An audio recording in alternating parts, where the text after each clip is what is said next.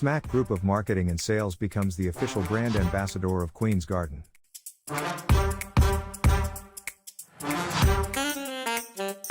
Pakistan's only leading organic honey.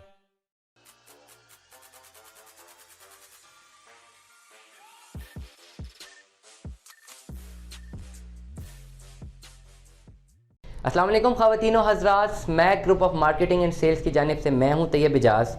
और file की क्या कानूनी हैसियत होती है, फ़ाइल क्या होती है और प्लॉट क्या होता है, ये चीज़ समझना बहुत ज़्यादा ज़रूरी है।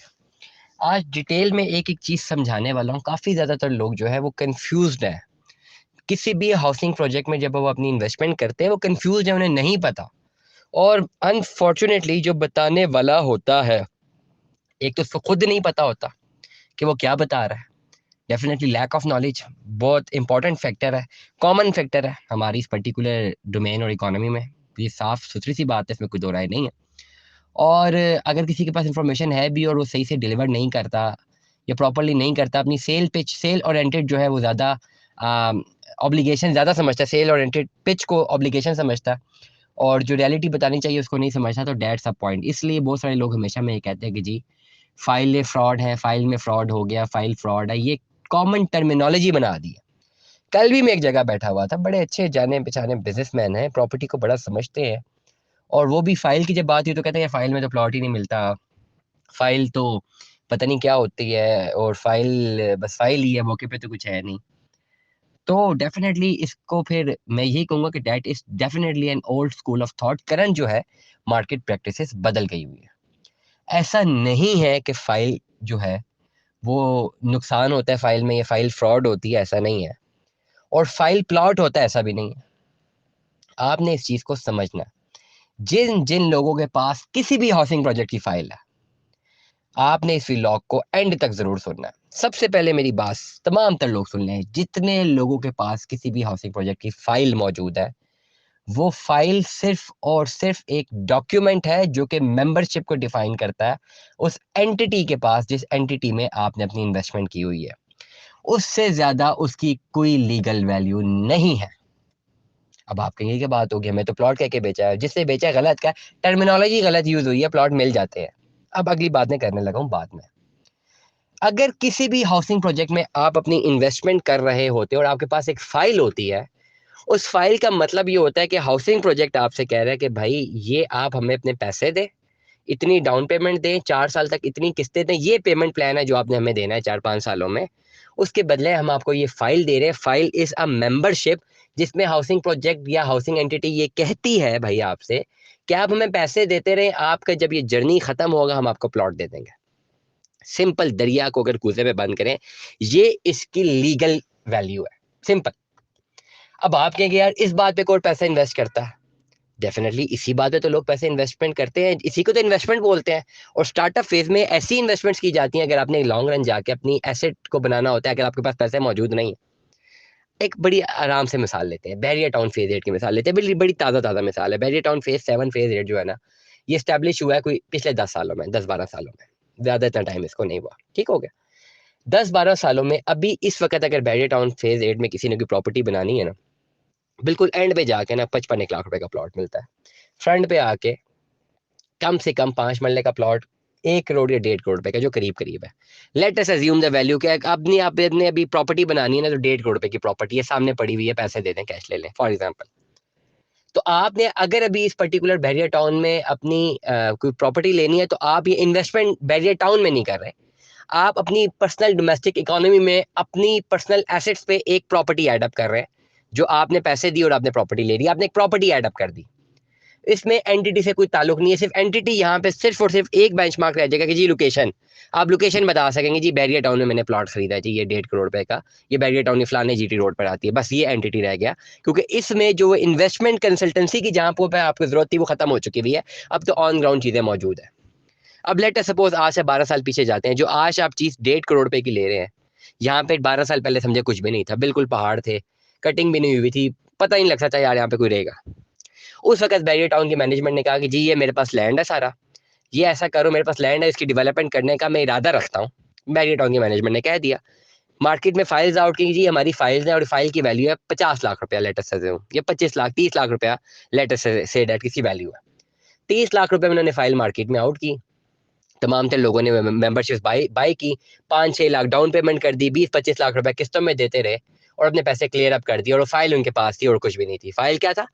कोई लीगल वैल्यू फाइल की नहीं होती, जस्ट खाली एक एग्रीमेंट होता है कि जी मैनेजमेंट जो है वो आपको एक पर्टिकुलर प्लॉट देने की पाबंद है या उसमें इरादा रखती है। वर्डिंग वैसे यूज होती है, अगर आप फाइलों को पढ़े ना तो ये वर्डिंग यूज हुई होती है कि इरादा रखती है, लाइबल टू पे यू, कि आपको एक प्लॉट दे दे। जब टेन्योर खत्म हुआ और सारी डेवलपमेंट होगी, आपके टेन्योर भी खत्म हो गया, तो जो चीज आपने 25-30 लाख रुपए पे किए हुए थे उनको 4-5 सालों में, और उस वक्त पे किए हुए थे जब उनको बहुत ज्यादा जरूरत थी, तो एज अ रिवॉर्ड उन्होंने वो पर्टिकुलर जो लैंड है जो उन्होंने कमिट किया था कि हम आपको दे देंगे, आपको डिलीवर कर दिया। उस प्लॉट के आप मालिक हो गए और आज की तारीख में वो प्लॉट 1.5 करोड़ रुपए का बेच रहे हैं।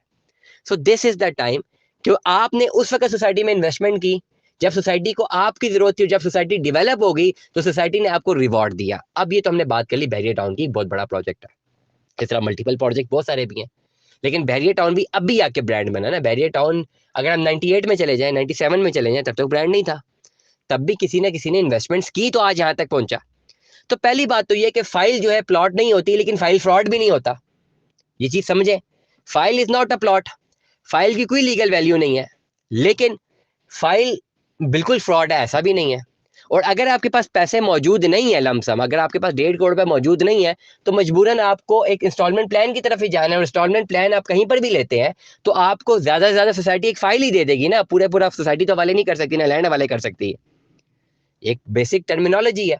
आपने अपने एंड पे सोसाइटी पे ट्रस्ट करना है, सोसाइटी ने अपने एंड पे आपको डिलीवर करना है। अब यहाँ पे जब आप सिलेक्शन करने पे जाते हैं कि आपने कहाँ पे इन्वेस्टमेंट करनी चाहिए कहाँ पे नहीं, यहाँ पे क्वेश्चन मार्क होता है। जितने भी नए हाउसिंग प्रोजेक्ट्स आ रहे हैं, जब आप वहाँ पे इन्वेस्टमेंट करने जाएंगे तो डेफिनेटली सोचेंगे कि अब क्या करें, इन्वेस्टमेंट करनी चाहिए कि नहीं करनी चाहिए। बहुत सारे लोग ऐसे हैं कि बैरियर टाउन भी कहीं पर नया बने तो वहां पर भी उनका रिस्क फैक्टर नहीं लेते, वो कहते हैं पता नहीं यार, पहले तो बन गए, शायद ये ना बने।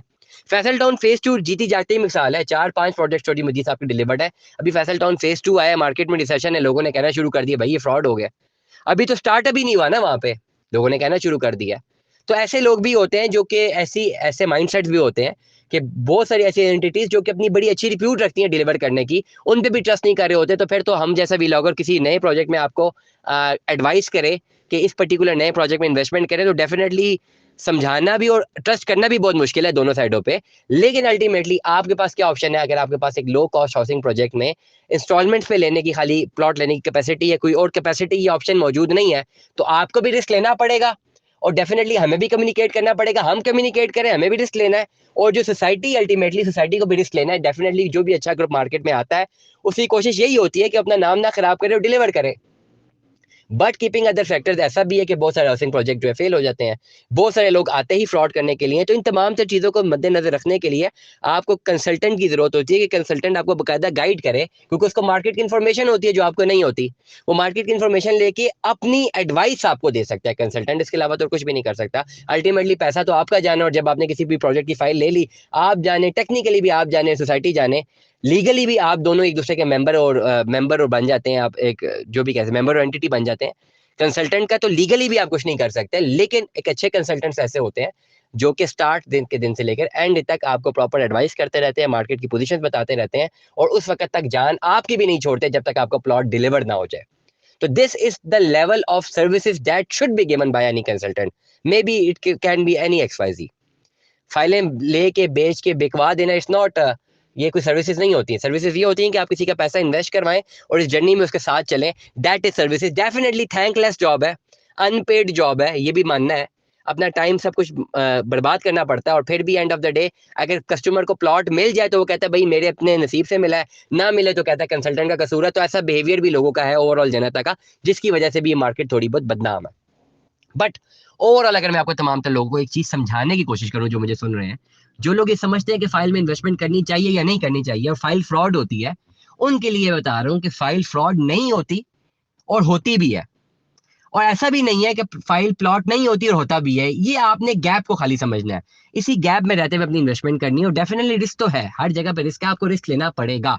अगर आप रिस्क नहीं लेना चाहते तो आपके पास 1.5 करोड़ रुपया अमाउंट होनी चाहिए। अगर आपके पास सिर्फ डाउन पेमेंट मौजूद है, किसी भी हाउसिंग प्रोजेक्ट में इन्वेस्टमेंट करने से पहले फिर आपको रिस्क लेना पड़ता है, और 4-5 साल तक आपको कम्युनिकेट करना पड़ता है, चलना पड़ता है।